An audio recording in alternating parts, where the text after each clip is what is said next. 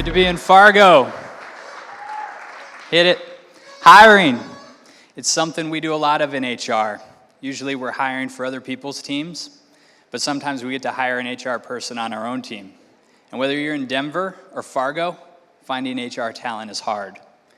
We look at resumes and we look for letters like SPHR, CEBS, CCP.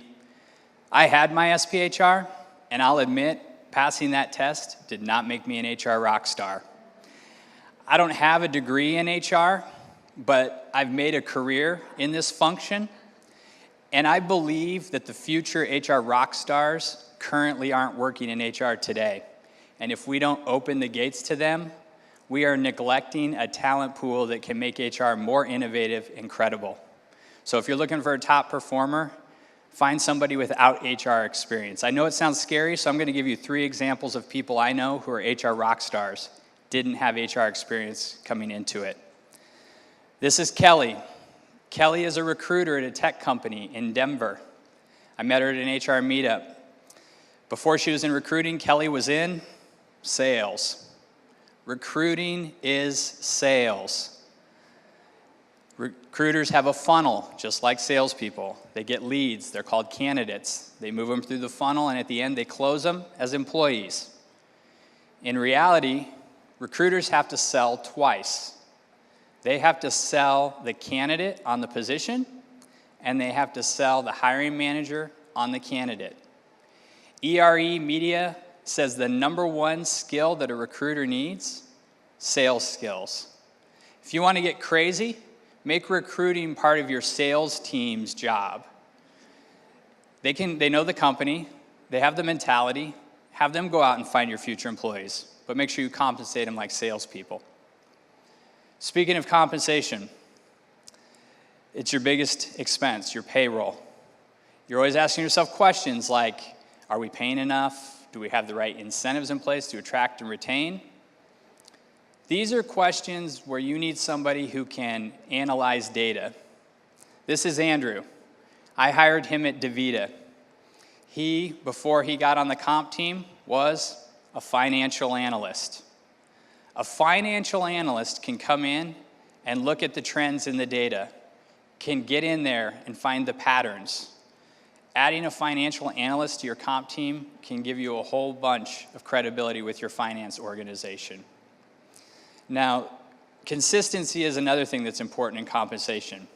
Early in my career in compensation, I learned to say, we don't pay fairly, we pay consistently. But it's not a trait reserved for comp professionals. Financial analysts are really good at it as well. There's something to be said for comp experience. You need to know how to develop a salary range and do a job analysis, but a financial analyst could learn all of those things through training, either in person or online. The last area, HRIS. There are a ton of HRIS systems, and it's impossible to find somebody who has experience in your particular system.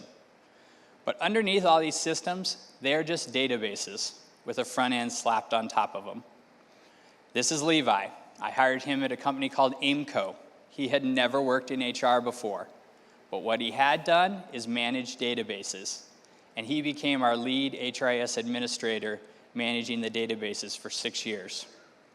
Somebody like Levi can look at a screen like this and tell you what is going on with the data. It doesn't matter if it's recruiting, compensation, benefits, performance management, it's all data he needs to move around underneath. The other thing he's really good at is finding answers. Your HRIS system has an online community of developers and administrators who go and post their problems and get the solutions. And somebody like Levi can go find the solution and implement it for you. So those are 3 places you could use non-HR people: recruiting, comp, and HRIS. Training and development's another one. I have a friend who runs a training department and routinely hires graphic artists instead of instructional designers.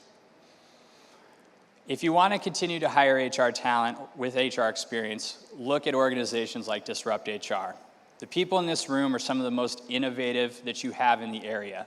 So start here if you're looking for HR experience. Don't get me wrong. I am not saying that anybody can do HR. What I am saying is there are transferable skills that we could use in HR, if we would just open the gates for some non-HR people, because you really just have to be human and resourceful. See you at the break.